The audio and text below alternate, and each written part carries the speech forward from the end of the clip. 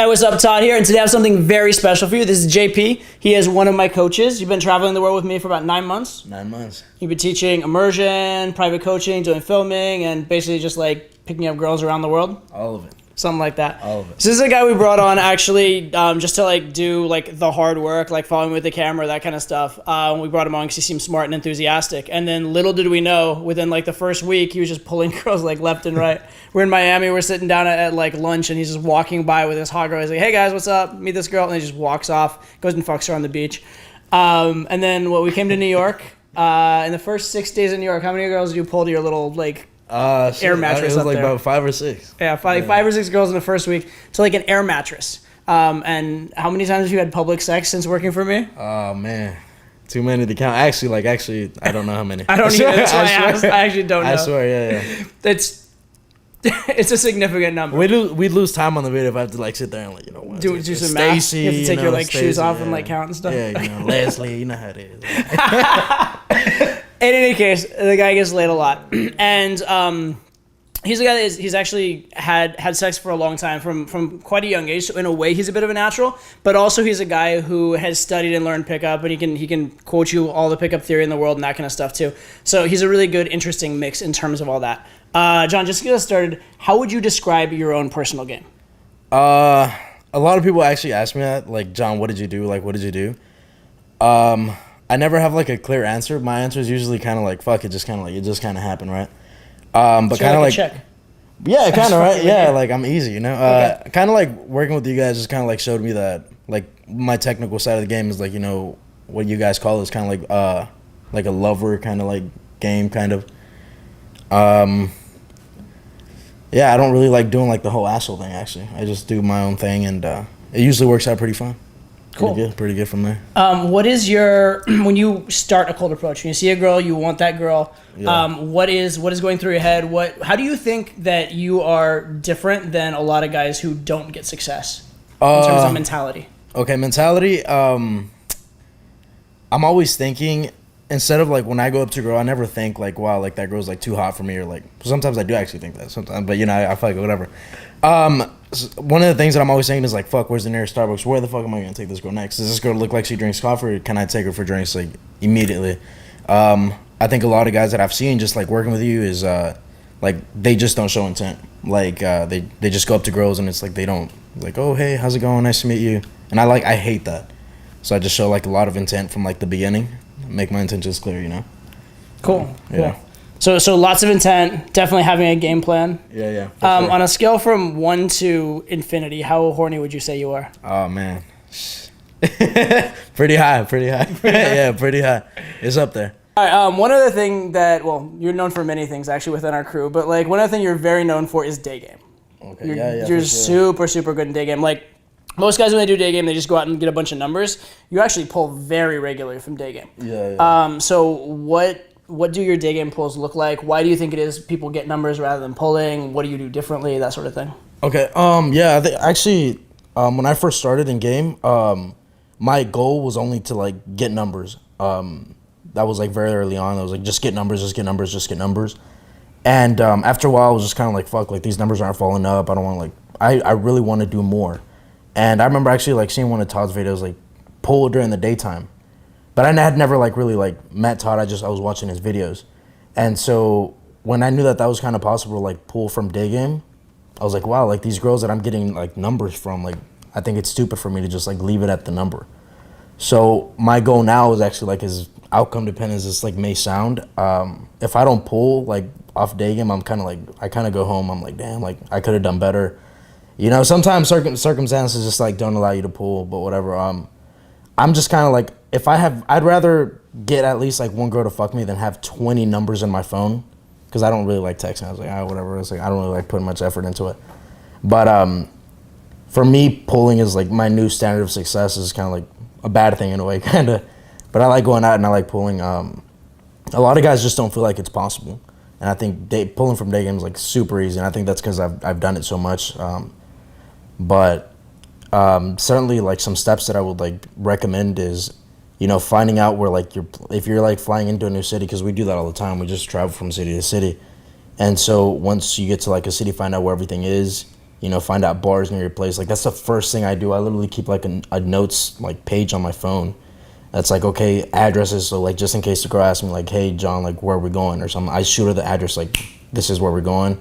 This is where we're going next. Like, it's just always like very calculated and like, okay, how it's gonna happen. I'm never worried about, fuck, is my game good enough? It's like, I just know like sometimes girls will fuck me just cause like I kind of know where to go and how to lead it, kind of like that. Nice, nice. Yeah, leading super important. For sure, yeah. You mentioned something interesting, which is you said it's a little outcome dependent.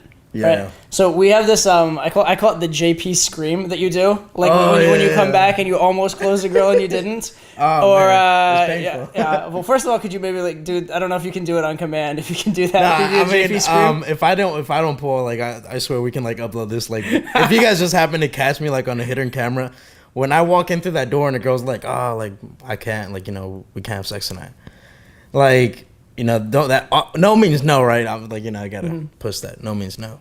But, like, I'll come in here, I'm just, like, fucking, like, oh, God, it's just, like, fuck. I just want to, like, punch the walls and just, like, go up there in, like, my room and just lay down. But, yeah, that's, right. So there's a lot of talk about outcome independence, and there definitely, in my opinion, there is value to it because it'll make you do approaches and that kind of stuff. Yeah. But a lot of the guys I see that are really, really good, including this guy, you have this weird combination actually, like extremely outcome dependent and extremely outcome independent at the same time. So I see you do more like when you need to, you'll do as many approaches as you need to. Like you used to you'd go to Times Square and just like go and tell, right? Times Square is where it is. Times Square. If you can go to Times Square, I'm just like foreigners, like like tourists. Oh man, they love it. How do you feel after a bad set or after a blowout? How does that affect you? How do you recoup from that? Does it even affect you? Yeah. So from a bad set, after I get rejected or blown out from like by a girl or something, like. And I know, like, I have, like, this gauge. I know when I'm doing good and I know when I'm doing bad. Or, like, when I know I'm just, like, straight up being, like, a bitch. I'll, like, blame myself. I'm actually pretty hard on myself. But if I know that I did nothing wrong, the girl's just, like, being weird or, like, somehow she's just having a bad day or whatever, like, I don't really, like, mess with those girls. I won't really, like, be affected by it. But, sometimes like I am set on a mission, like I want to get laid, and I do go out with that mission. It's like I want to get laid. That's my only mission, and I don't really like let like tiny little emotions kind of like, oh, like damn, I got rejected.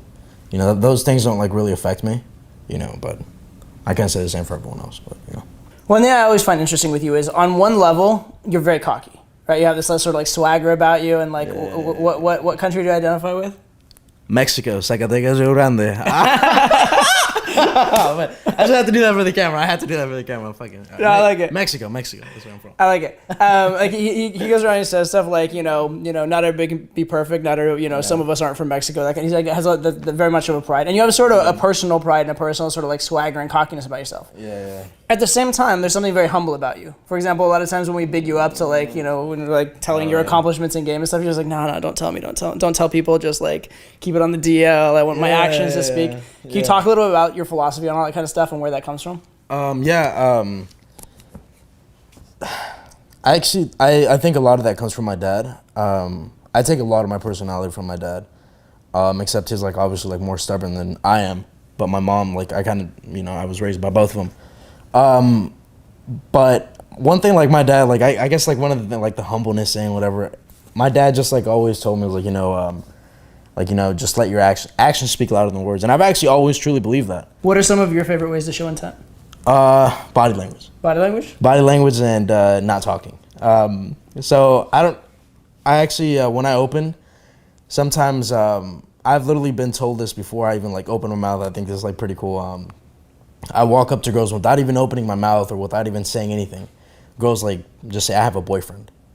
And so that's kind of like, I know that's a rejection, right? Obviously, but it's a rejection for the right reasons. Yeah, the body language was there. Like she knows what's up. Like I'm not, even if she were to continue with the interaction, she knows I'm not gonna be the guy that's like like takes her out to dinner and be like, oh yeah, baby, I love you. I don't mind doing those things for girls. Actually, I actually don't mind doing those things for girls, but later on, like but I think my favorite way of showing body language is like touching a lot, like right off the bat, and like body language and like smirking, slightly smirking, or just like vocal tonality. But I hardly ever like speak intentfully. I just like I act in a very intentful kind of way. You know, with my like body language, my body. My body's my instrument. You know. Cool. What do you have a thought process, or what are you thinking in your head when you have that like crazy intentful body language? Where does it come from? Oh man. Okay.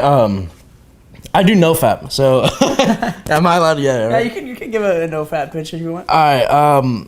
So I have since December when we're in LA. It was me, T. You know, cool guy 1, cool guy 2. We're in LA, and I just remember like I wasn't feeling myself. I was like, man, like I'm going up to these girls and I'm like they're hot, but I'm just like I'm not there. Like I don't want to be there. And so I remember I just like I said one day I'm just not gonna jack off, and I thought literally like that was gonna last maybe 2 or 3 days. I was like super addicted to it, right? And so after that I was just like I literally from that day just stopped. Like it just stopped, and you can just imagine like the built up energy that I have. Like when I see a girl and she's wearing the tight yoga pants, she's got her hair done. Oh man, like it's just you can imagine like all that built up pressure. It's like a dam, like holding all this water back, and it's just like, do I really like? I just like expressing that side of like that side of me. Like I never hide that fact like ever from a girl. If a girl's like, oh that guy's like creepy, he's looking at me. I honestly like. That's bad. That's probably bad. No, it's fine. Yeah, but like I like expressing my sexuality, and you can imagine like after so much like built up tension, when a girl just finally like she's like, okay, cool, yeah, how's it going? You know, you just like let it all go, and she's like that swagger, you know, it all just comes out. It's like very man to woman, very very very man to woman, and so you know I guess that's where you can say like my value comes from, just like a lot of like you know I'm unafraid of showing my sexuality in any way, shape, or form. So. Gotcha. Yeah. Do you think that sort of pent up sexual energy or whatever, do you think, because a lot of your pulls are actually quite quick also, do you think that contributes to that? Yeah. Some of the times I do notice is that a lot of my pulls are quick because I guess the more you kind of like do pulls, I guess the quicker they are. You know, you've had like fucking 5-minute pulls. I've seen like, oh man, wow. Some pulls just get faster because you kind of just like cut out all the unnecessary shit. It's just like, all right, well, I don't really need to take a walk around New York City for 30 minutes when I know that I can do that on the walk home.